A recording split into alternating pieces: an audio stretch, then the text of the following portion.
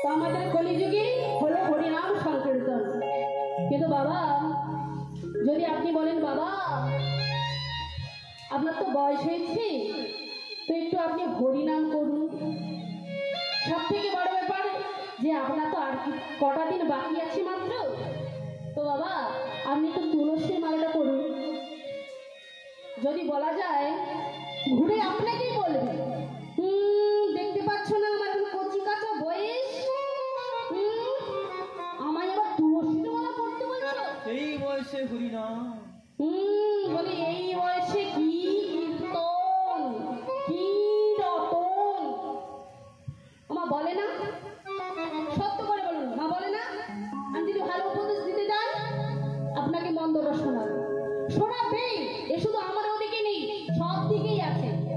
না হয়তো আপনাদের এদিকে নেই, হ্যাঁ আছে, সব জায়গায় আছে। নিদাই গৌর হরি বল।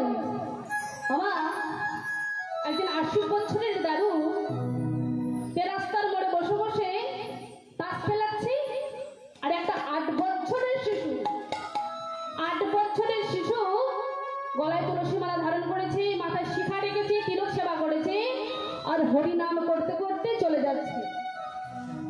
আর ওই 80 বছরের বুড়ো, ওই 80 বছরের বুড়ো ওই বাচ্চাটাকে কি করে, খোকা এই শোন শোন শোন, বলে আপনি আমায় ডেকেছেন দাদু, বলুন। আরে এই ছেলে, তোর এখন খেলাধুলার সময়, তোর এখন পড়াশোনার সময়, আরে তুই কি না এই বয়সে হরি হরি করছিস?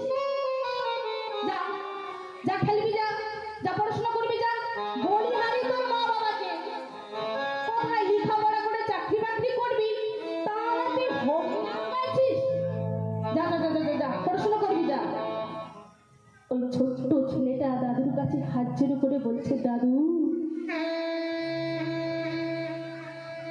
আমার পথ যে অনেক দূর,